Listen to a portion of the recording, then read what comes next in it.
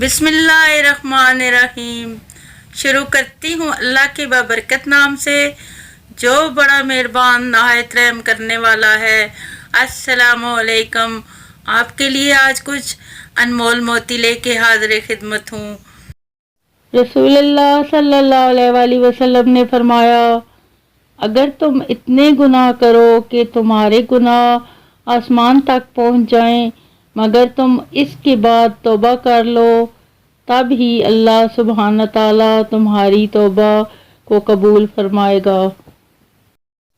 میں انسان ہوں، نہیں سمجھ سکتا تیری مصلحت، تو میرا رب ہے، میری مشکلیں آسان فرما، آمین۔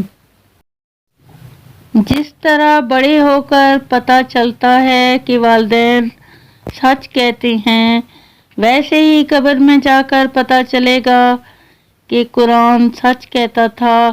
اللہ ہمیں دنیا میں ہی قرآن کی سمجھ عطا فرمائے، آمین۔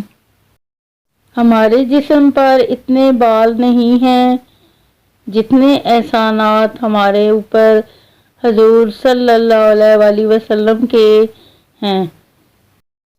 منافقت منہ کی بدبو جیسی ہوتی ہے، اپنی کا پتہ نہیں چلتا، دوسروں کی بری لگتی ہے۔ عطر سے کپڑوں کو مہکانا کوئی بڑی بات نہیں، مزہ تو جب ہے کہ کردار سے خوشبو آئے۔